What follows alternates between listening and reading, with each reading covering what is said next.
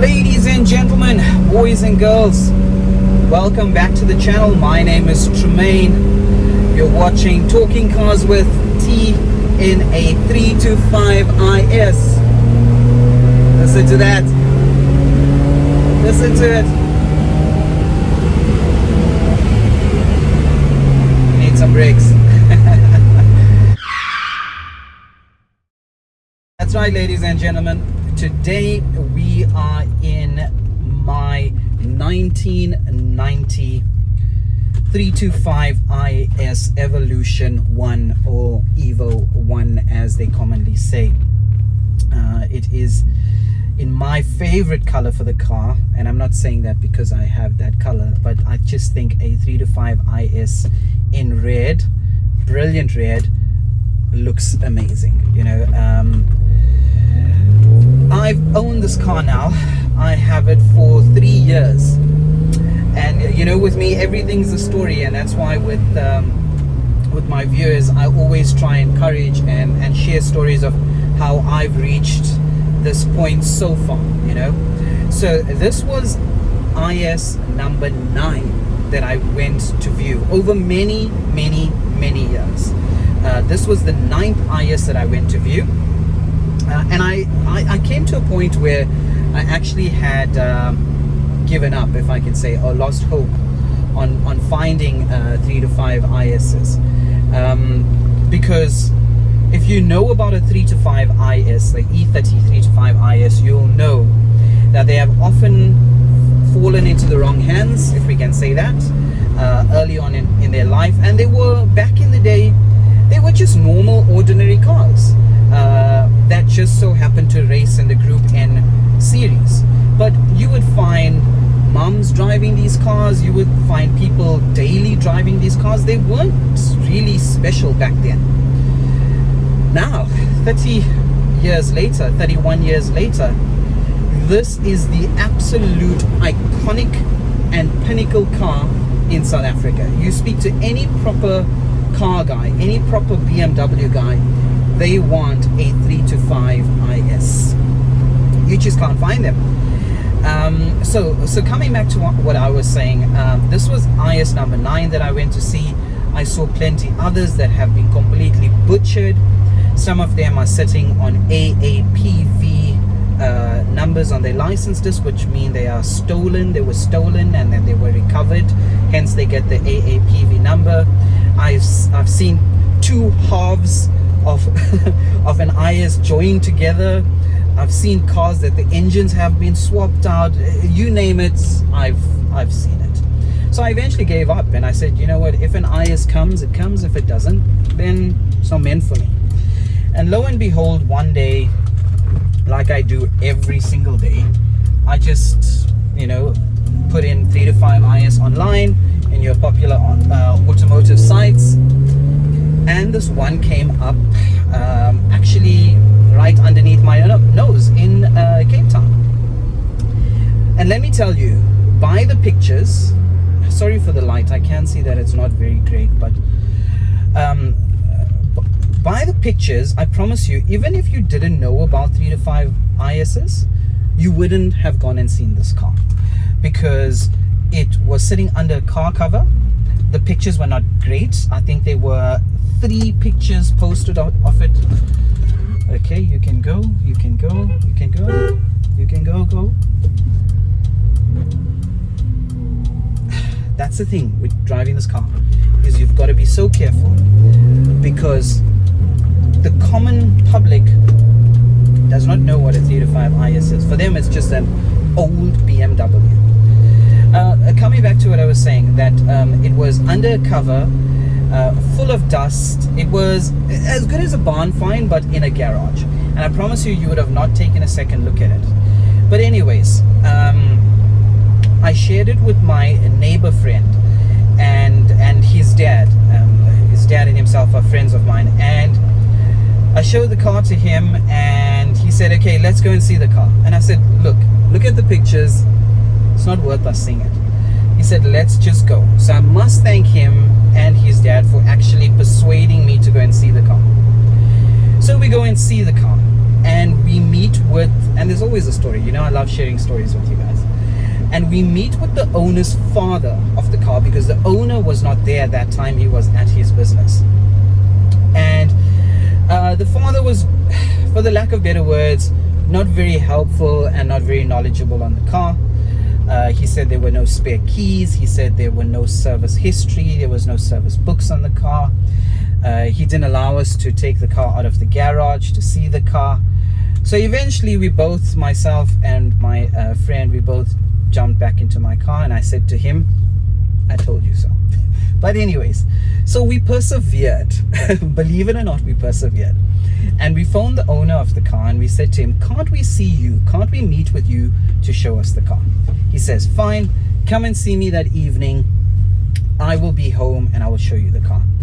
And he was actually such a great guy. Even up until today, he and I have become friends, and we still stay in touch with one another, and I kind of, you know, show him the car every now and then. And so anyways, we go and see the car, and he allows us to take off the covers, and he allows us to push it out of the garage, and he says to us he's got spare keys, and he says to us that he has service books, and pretty much ticking all the boxes that for me would negate buying a car. And we looked at the car. Every single thing was there in terms of the originality of a 325 IS. And let me tell you how original it was, or it is. It's as original as, you know, nowadays if you see online, people are recreating that BMW blue cloth that goes into the toolbox. You know, they're remaking it. This car still has the original blue cloth that goes into the toolbox from 1990, and I'm going to show it to you. The toolkit was still there. All the tools were there. The car was original. It has aluminium panels. And eventually, after persuading and much back and forth, and he owned the car for a very, very long time, and the car stood for 2 years of his 11 years worth of ownership, which was the last 2 years. He just didn't drive it. So after negotiating in terms of the work that I needed to do on the car to get it to my standard, we agreed on a price, and lo and behold, 3 years ago I bought the 325 IS. Boyhood dream tick. And I'm very, very grateful for my neighbors who are friends for pushing me and persuading me to go and see this car and to go back the second time. They said to me, if I do not buy this car, then they are going to buy it. So I want to talk to you about that point on the prices. Let's talk on the prices of 325 ISs. We are in June of 2021. In April this year, a well-known dealership that sells very original cars and very rare cars in Cape Town sold a white 325 IS. I can't remember if it was an Evo 1 or 2 now. They sold it for R1 million, 1 million rand. And that's not hearsay. That is confirmed numbers, because he went as far as posting, it was tongue-in-cheek, but he went as far as posting the deposit into his account online to show people that, listen, I actually received a bar for this car, because people doubted what he was saying. And here's my opinion on it. Is the car worth R1 million? Especially my car is very original with the aluminium panels. I don't think that car had the aluminium panels and so forth. Is it worth R1 million? My response to that is, a car is worth whatever someone is willing to pay for it, full stop. Is it worth it in intrinsic value? Maybe not. Maybe not. It's an old BMW, but it is South Africa's most iconic car. We are the only country in the world that got this car. In the world, we are the only country that got a 325 IS Evo 1, Evo 2 in the world with Alpina bits and Alpina tuned airflow meter, Alpina camshaft, etc. No one else got it. Why? Why is the car R1 million nowadays? It's not because it's worth every cent of that. It's simply because, let me use an analogy. if you are a timepiece person, if you're a watch person, is a Rolex, is an AP Audemars Piguet, is a Patek Philippe worth the money that they are asking for it nowadays? No, it's not worth that. It's precious metal. You know, it's gold, it's platinum, it's stainless steel, it's metal. However, it comes down to economics, demand and supply. Full stop. You cannot walk into a Rolex AD authorized dealer and buy a sport version Rolex. You can't. It's not available. You have to buy it on the grey market. Grey market don't think it's not original. That's just what the aftermarket is called. And to give an example, a Rolex Daytona ceramic bezel, be it the white or black face, 450,000 rand, 500,000 rand, easy. How much does a how much does a timepiece retail for? I think 190,000 or 200,000. So they are asking double what it retails for. Exactly the same concept with the 3-5 IS. Demand and supply. So yeah, if someone had to come to me today and say, Tremaine, we will give you R1 million for your 3-5 IS, I won't sell. Why? I'm not in the game of flipping my cars to make a quick buck, to put it to you that way. I am trying to build a collection of cars over the span of my lifetime that have a story to tell, that I can pass on to my future kids, and they can pass on, and they can pass on if they continue to share the passion. So yeah, so this car right now is worth upwards of R1 million in value, and that's crazy. It's crazy because this car's brand new, sold in 1990 for 106,000 rand.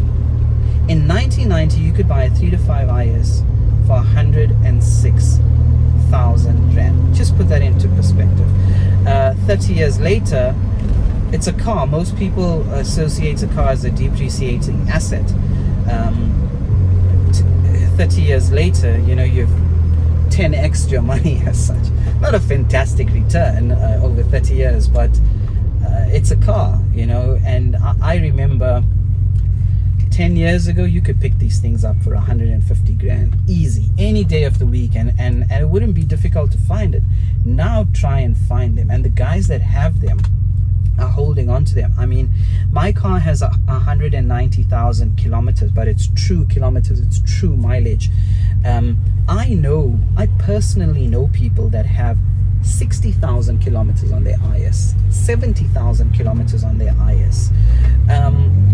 So you can imagine what those cars are going to be worth. And people are saying, oh, I'm going to wait for the bubble to burst and then I'm going to buy a 3-5 IS because the price is going to come down. It's never going to come down. It's only going to go up.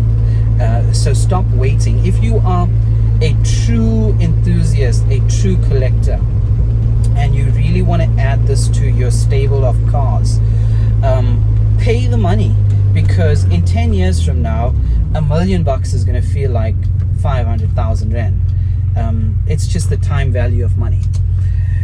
So that's my story of how I got into a 3-5 IS.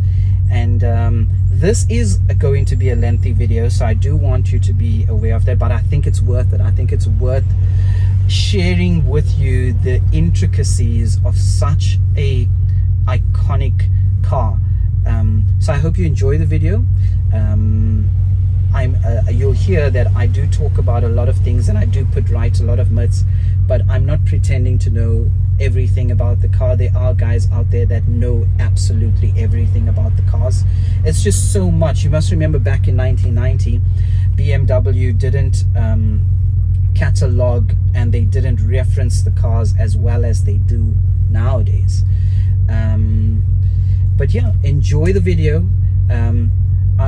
And please let me know if there's anything else you want to see that I have taken you through, or if there's things that you would like to correct me on that I might have gotten wrong.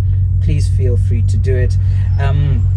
Another thing, I want to thank everybody. We're almost at 200 subscribers. Remember, I'm not a YouTuber.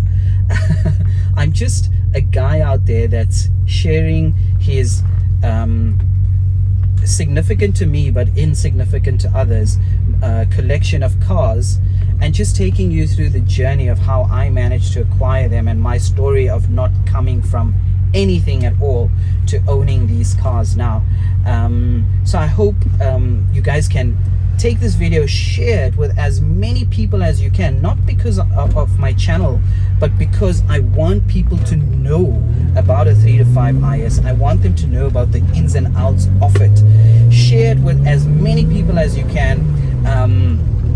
We've got, just to give you an idea, so there's about 200 subscribers, but we've got over 10,000 views on the videos that I've put up so far. And I don't post often. I post like one every other month. I'd like to do more, but I've got to have the viewership to do more.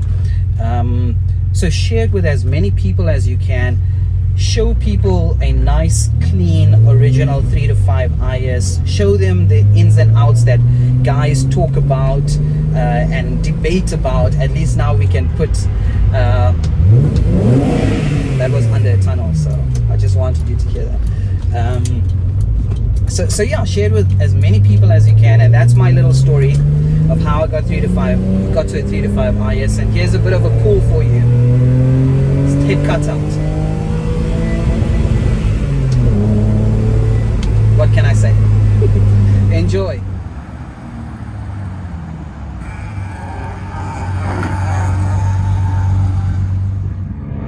All right, so let's go ahead and take a look at the 3 to 5 IS Evolution 1. This particular car of mine is a 1990 model.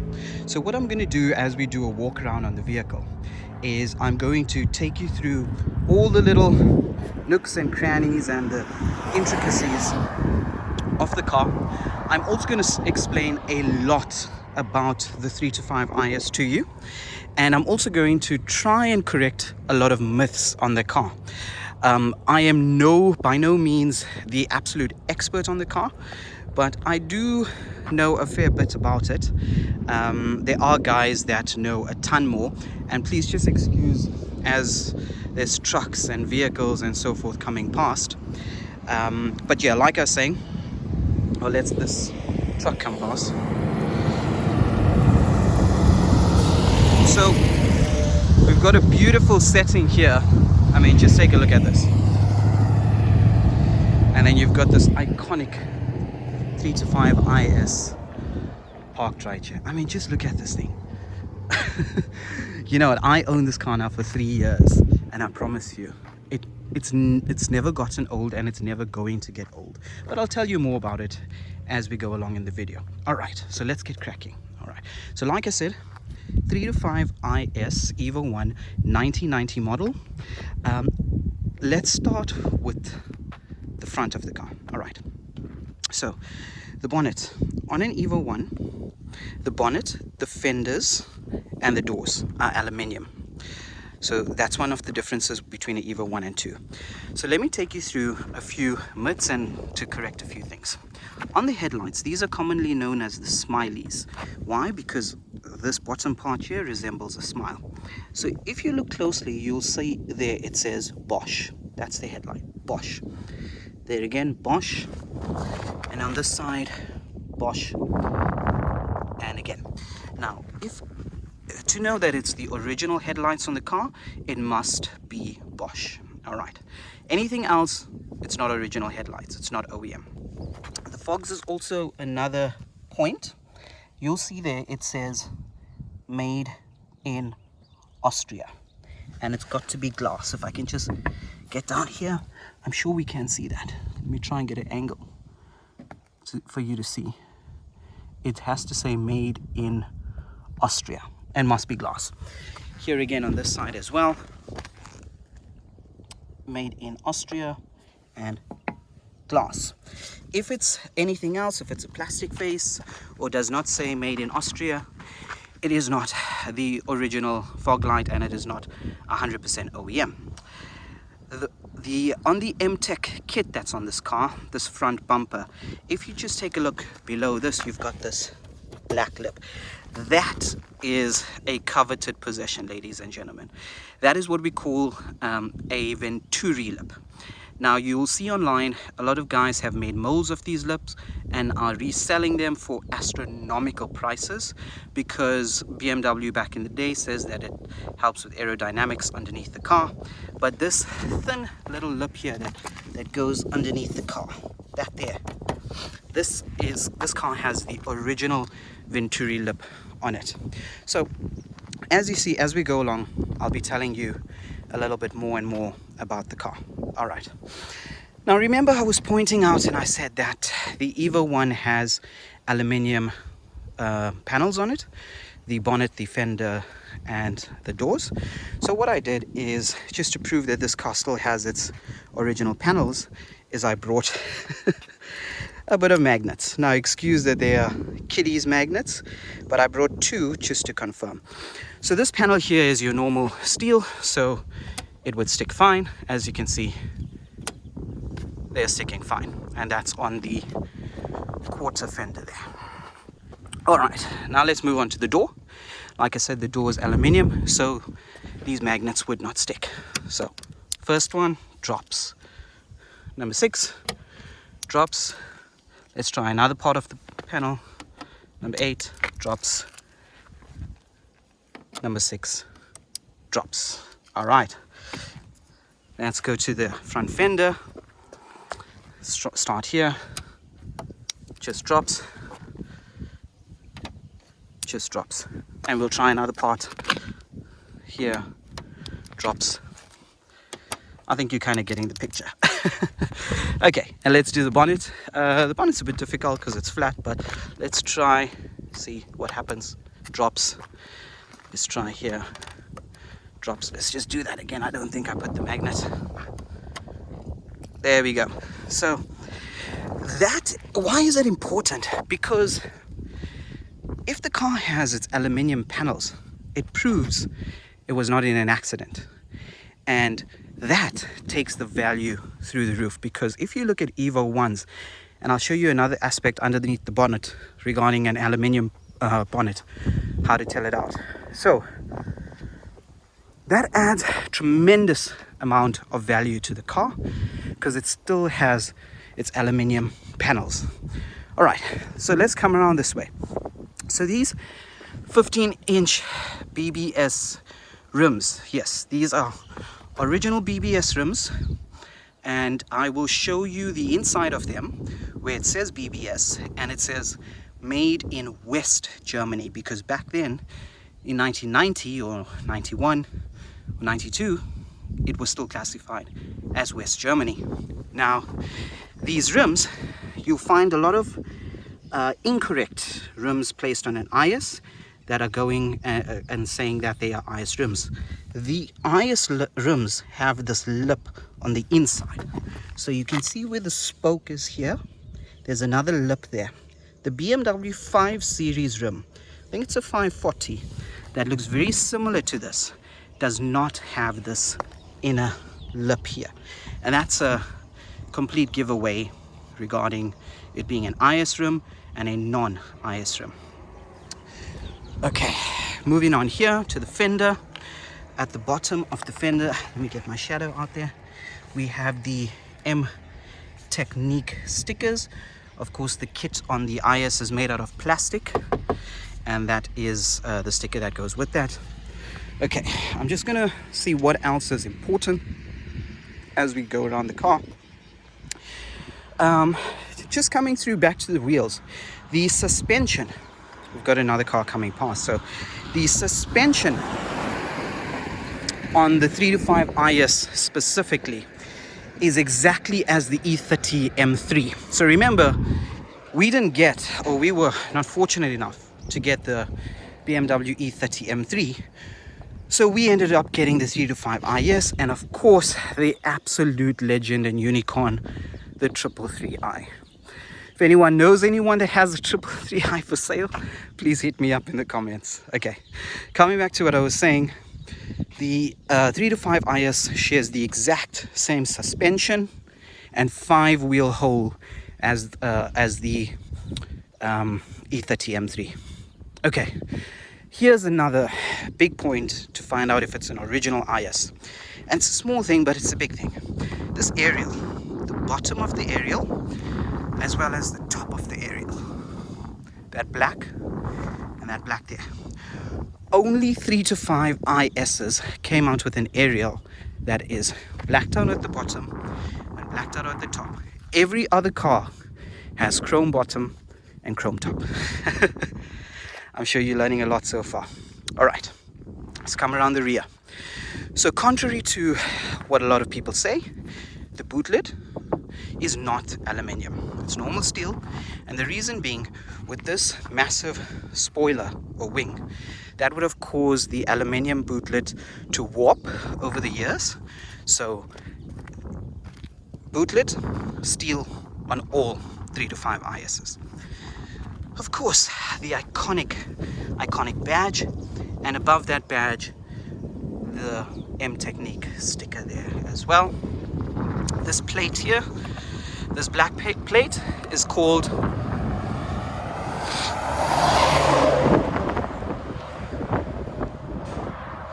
good thing I didn't wash this car. Okay, that black plate for your license plate holder is called a prestige plate. Very different to the normal E30s. As you can see, it comes out here and underneath there, and it fits quite flush, called a prestige plate. The tail pieces, the original tail pieces on a 325 IS came out in this exact same angle. However, both the pipes were equal, so I'm not happy with this. I want to change this to make both the pipes equal. However, at the tips of the pipe, there was a lip. So a rounded lip, and it was narrower than that, not such a large diameter. Same angle, equal length, and had a rounded tip on it. That was the original tailpiece that came out on a 325 IS. Let me see, what else can I point out on the car? Sunroof, while we're here, interesting fact as well. On the 325 IS, you only had 2 options from factory. The car came standard with the Ubicaro cloth checkered interior. That was standard. And in fact, that is more desired now than the leather interior, despite it being a standard option. And sunroof. Sunroof was also an option. So you only had 2. You could either have, let me add to that. The Ubicaro checkered interior was standard. You could add leather as an option, and you could add a sunroof as an option. That's it. Nothing else. Okay. I think I have taken you through the exterior quite a bit. In fact, whilst I'm here, let me show you what I was referring to regarding the wheel. Okay, here we go. And here's another interesting point. These center lock removal kits. An original one from BMW will actually have the part number. Let me get that the right way for you. We'll have the part number, which is there. And it will have the BMW logo, and it'll have open. This is the original one from 1990. BMW still sells this, they still make it, but it no longer has this writing on it. It says BBS on it. So if you see one of these center lock openers and it has BBS written on it, it's not the one that came out with the car. It still is original, it's just bought in the modern era. Okay, so how you do this? Sorry for the shadow. Okay, you lock that on anti-clockwise. See that? And then you pull. Okay, now look at that. If you can read inside there, it says BBS, it says W-Germany, which stands for West Germany. Now you know you're talking original stuff here. And if you look at the lugs, you've got 5 lugs, and I'm just trying to find this. You see there, it says made in W Germany. That means West Germany, and it has the BBS logo there. Means it's original BBS rim. And here's something interesting that I doubt a lot of people still have. So when I bought this car, I always wondered, what was this little key for? I had no idea until I figured out that this key goes in here. Back in the day, you turn it and it takes out, it was a lock nut. Back in the day, you had this key, you put it in there, it opened up the lock nut, and that's how lock nuts used to be back in the day. So you learn something new every day. So this is another way for you to tell an original IS rim if it had the original lock nut key, and of course the original center lock cap and the tool for it. Something interesting, and these are the lovely quirks that you love about these iconic cars. So I think now let's talk a bit about the interior. Okay, so let's start with the door card. This is in leather. The seats, so take a look at my interior. Okay, so one thing you'll straight away notice, that's not ideal. All right, that's wear and tear from the previous owners. Why I have not fixed it or repaired it as yet is that this is Napa leather, and as you can see, it's still in very, very good condition. Driver's seat as well, still in very, very good condition. The back seats equally so. I've not fixed it yet because I want to get a worn piece of Napa leather to replace that so that it looks period correct. Yes, I can have it done with brand new Napa leather, but you're going to have that bolster looking brand new when the rest of the interior is absolutely period correct. So straight away that stands out. I've got the rubber mats. This is also a very, very prized possession. Try and get into the rear here and on this side. Okay, so glove box, or cubby as such as we call it. Take a look at this, guys. What do we have here? Let me just close my door a bit. Okay,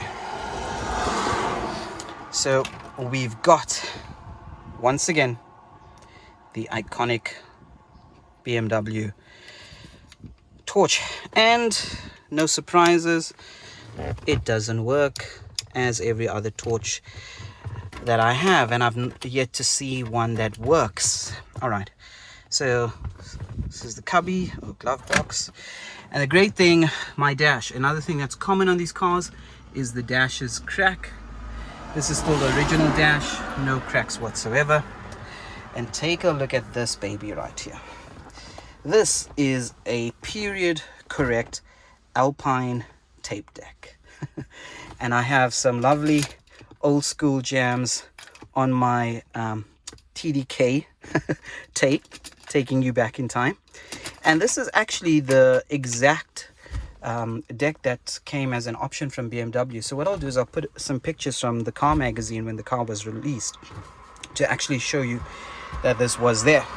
All right, so just moving further on the gear shift, as you can see, you've got wear and tear. I don't want to replace that because it is original. This is a one piece, so this entire gear knob all the way here with this leather, this is one piece, and you've got the BMW tricolor logo there.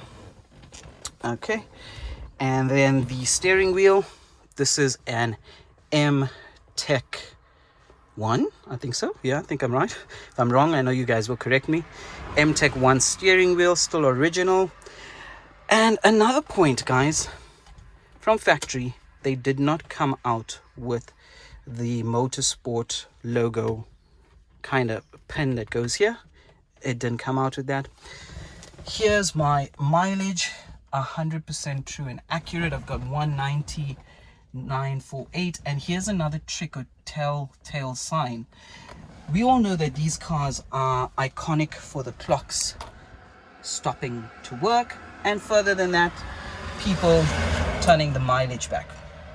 My car still has the original mileage on it, because I've got service books, which is another prized possession, and you'll see that the numbers are aligned. So when you see the numbers are aligned, then you know that the clock has not been tampered with. When you see the numbers are not aligned, then you know it's been tampered with.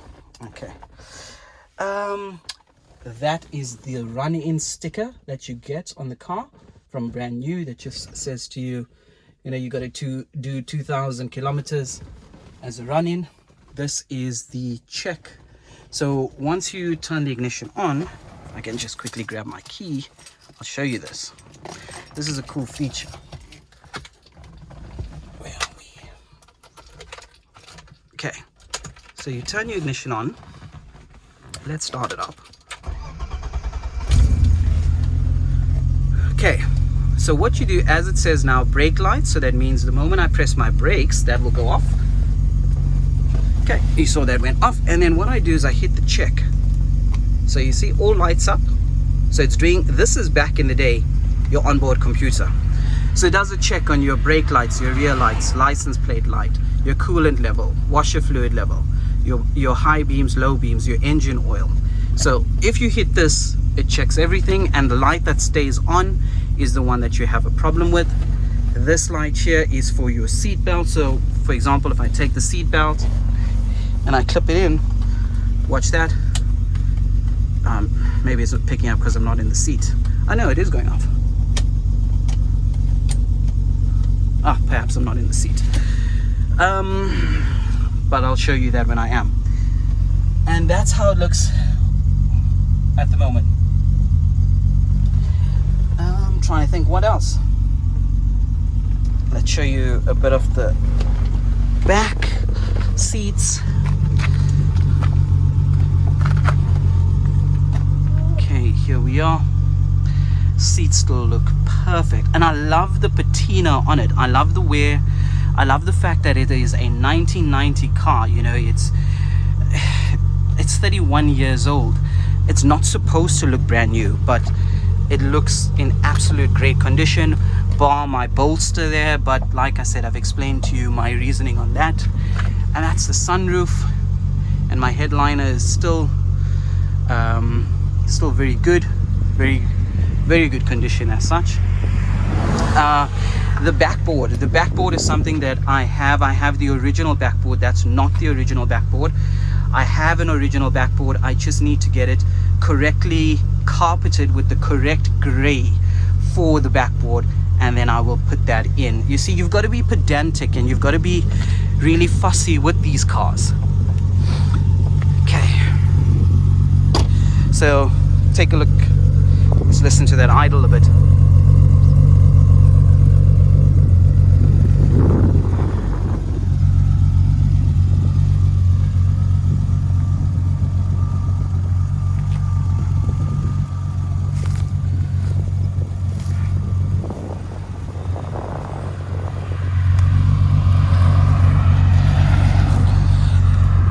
I think that's about it, guys, on the exterior.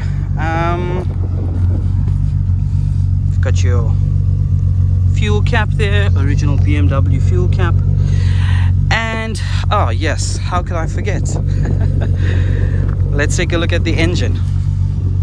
But what I want to do, I just quickly want to switch this off. Okay, here's the engine latch right there, but I want to show you what happens when you open this bonnet. So take a look at the bonnet. So I'm pulling on the latch here. Take a look at that bonnet, how it opens up, right? So you pull it, pops. And then what you do is you come around here, you pull it towards you, comes further, and then now here's another thing I want to show you. It's aluminium. Here's my baby finger. I'm just grasping on the edge. That's what aluminium is supposed to do. Remember I told you there's also another thing in the bonnet. So you see this bar here going across. That's stiffening bar. All aluminium bonnets on the Evo 1 must have this. If it does not have this as a strengthening bar, because it's aluminium and it's not as strong as steel, that strengthens it. So if someone has an Evo 1 and they do not have that, another telltale sign that it's not aluminium. What I did do is this heat insulation or sound insulation, whatever you call it, I have replaced, because the original one, I wanted to keep it because I'm that guy, but it just did not look pleasant at all, because over the years, you can imagine 31 years, it got very, very brittle, and every time I would open it up, it would hang and it would mess the engine bay and so forth. Okay, let's take a look at this. I'm trying to think which side will get us a better view. Let's see.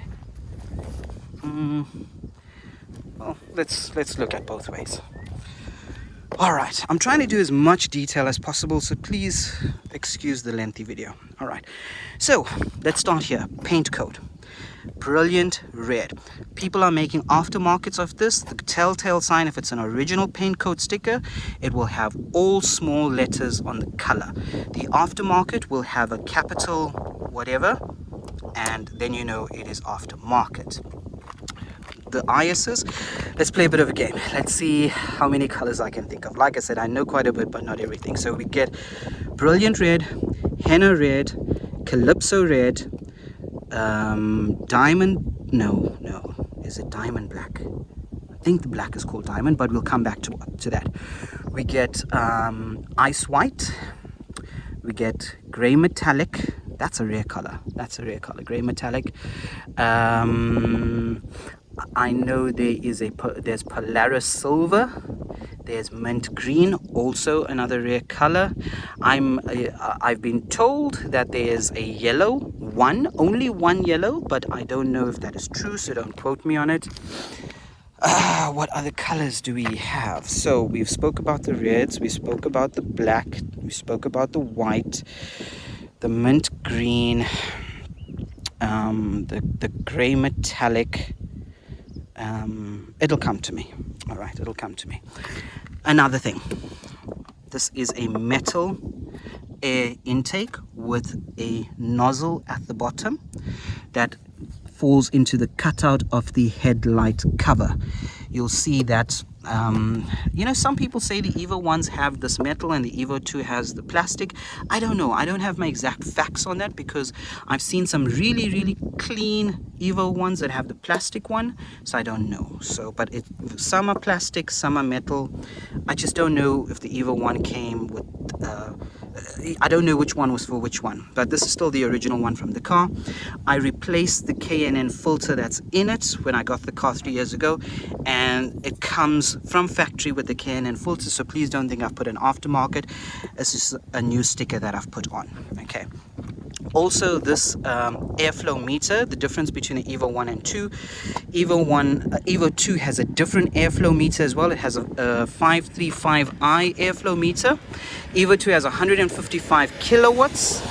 Evo 1 has 145 kilowatts.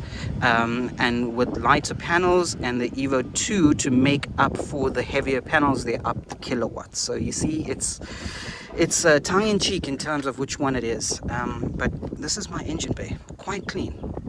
Try and keep my hands on it. When I got the car, I replaced all the cooling on it, including the pipes, just merely because of age as well. And also, the guy that I bought this car from, he was the second owner. I'm now the third. He had the car for going on 11 years, so that's good, because you often find that they change hands quite frequently. I know of some ISs that have gone through 15 plus owners, so I was quite fortunate in getting this as the third owner. Let me see what else stands out here. Okay, let's go to that side. here's what stands out.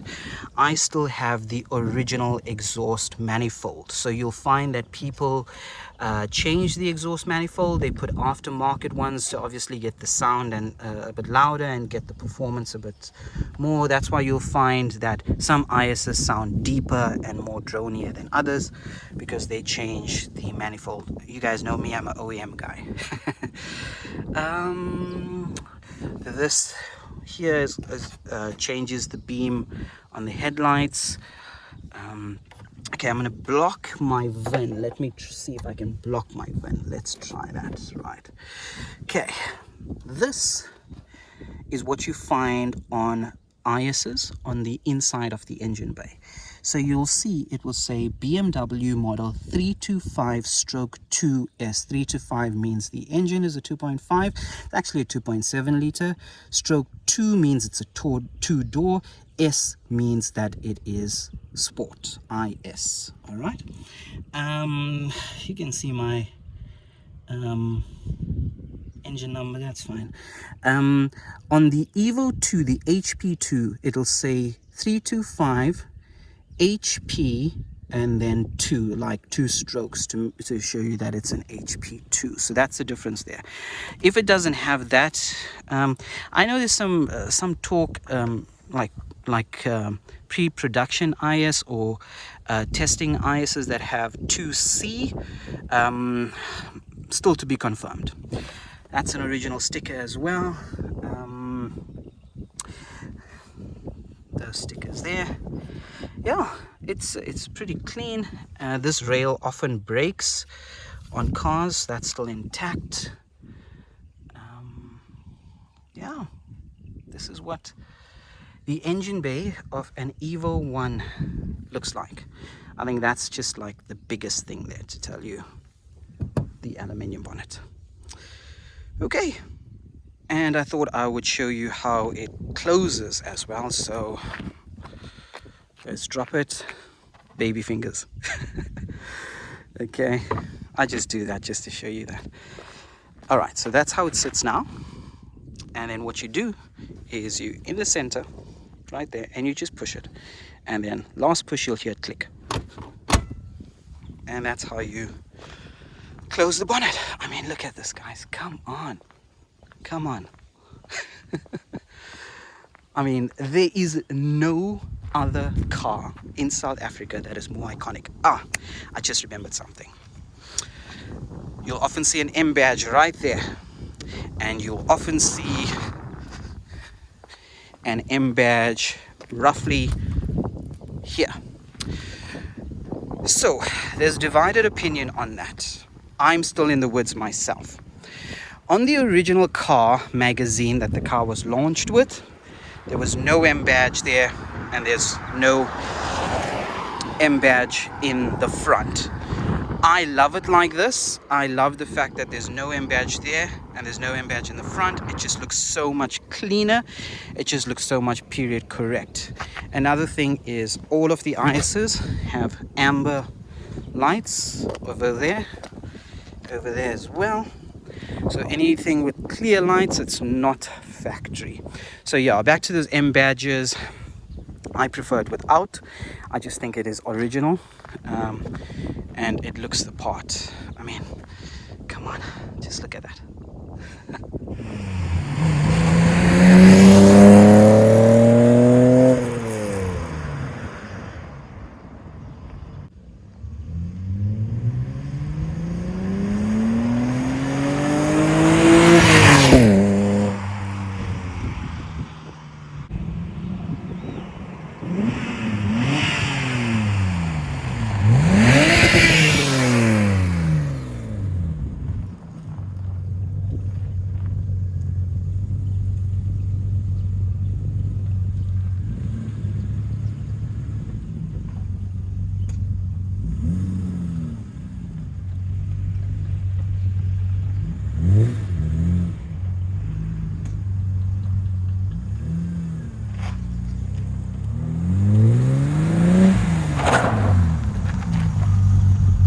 Okay, so let me give you a bit of some audio here on those revs.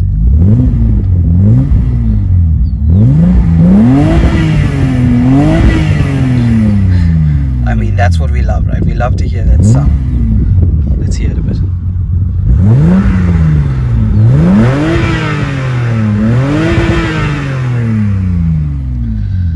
Yeah, and I don't do that often, so please don't think I do. In all the years of owning this car, I haven't even done a donut or something of that sort.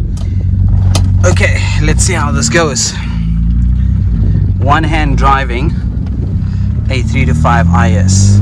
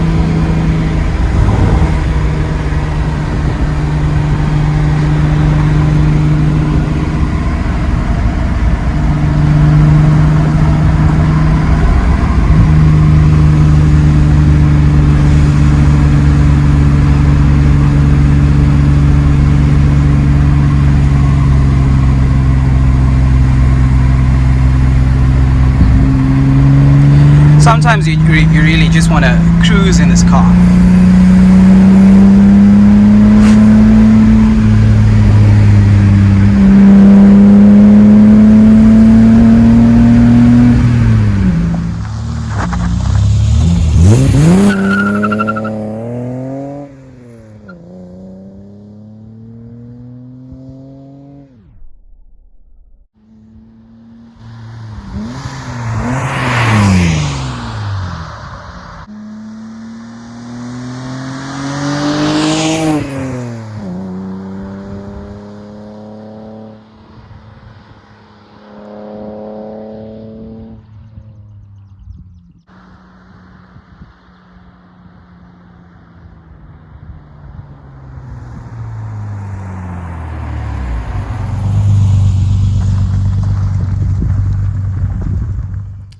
So guys, we're at the boot.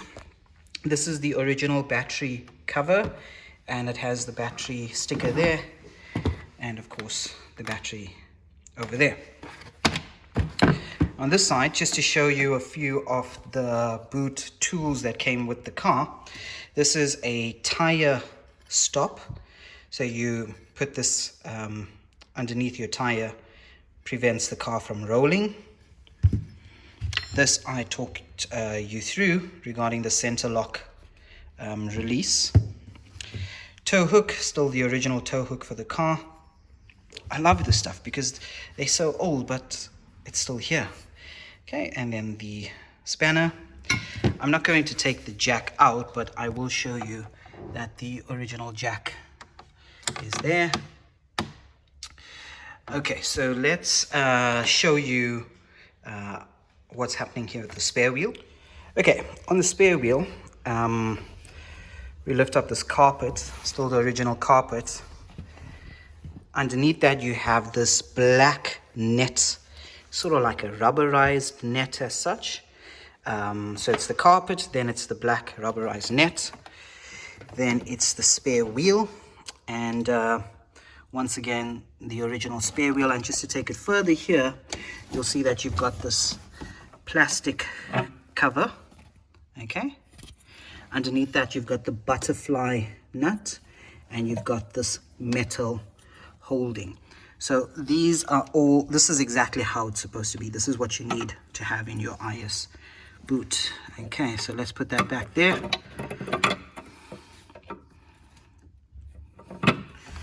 Okay, and that's the original wheel.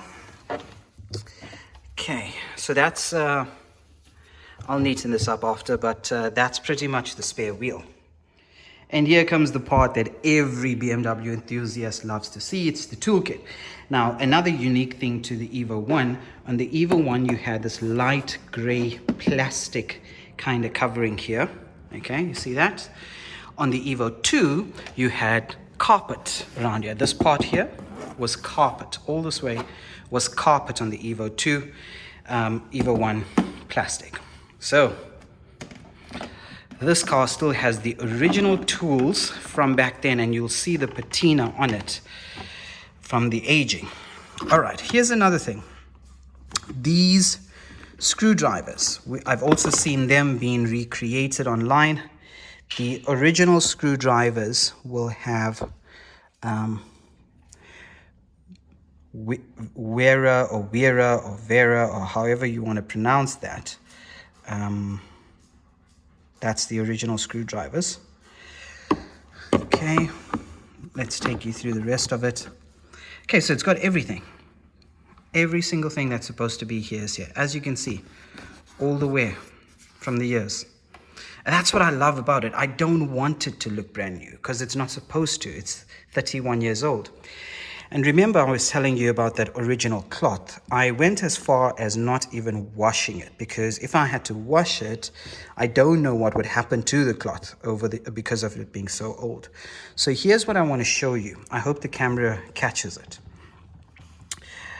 That is the original BMW logo that comes on this cloth. Can you see that? It's very, very faint, obviously because of the years, but you can see it. You can see the outline there of the BMW logo.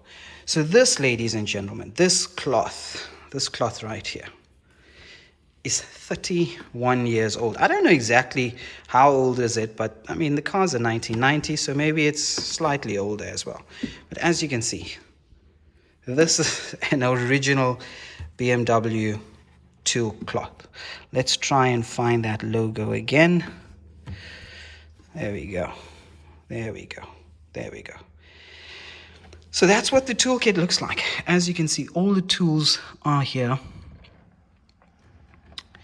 On the tools itself, the original tools say Jador or Gador, however you wish to pronounce it. You can see that.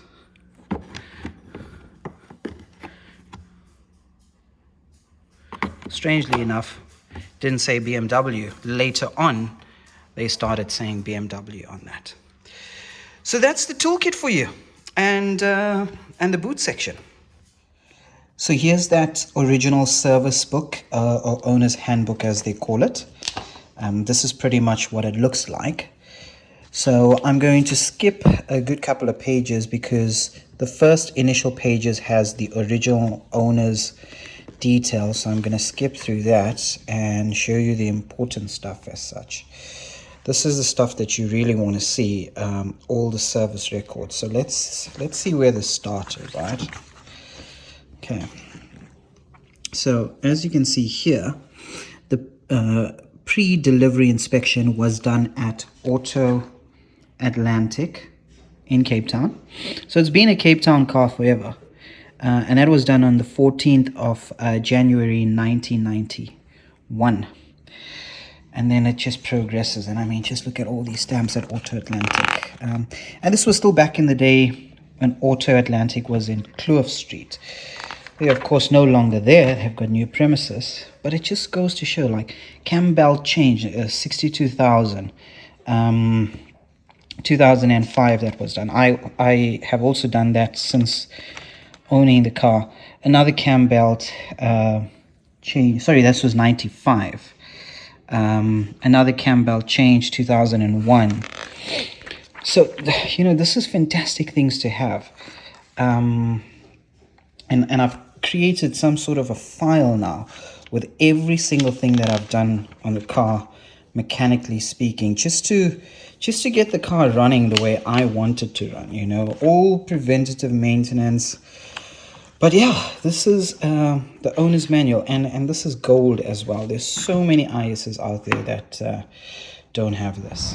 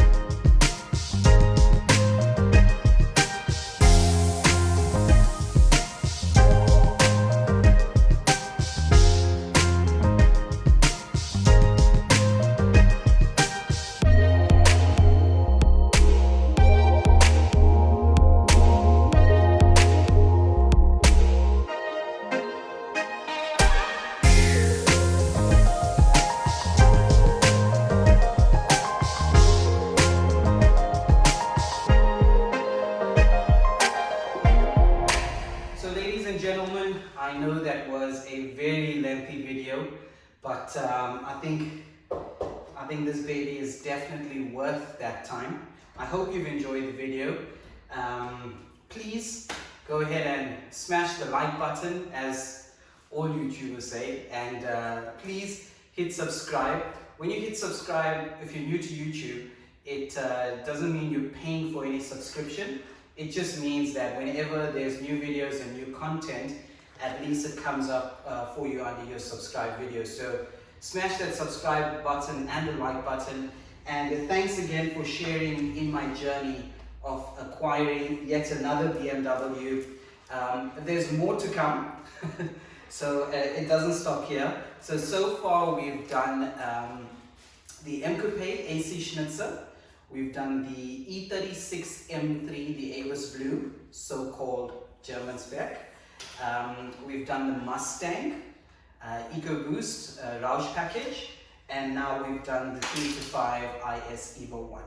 So thanks so much for watching Talking Cars with T, and we'll see you on the next time. And I got someone here who you guys will remember. Francisco, come see here. Come see here. See here. Say bye. Bye. Say bye. Bye. Cheers.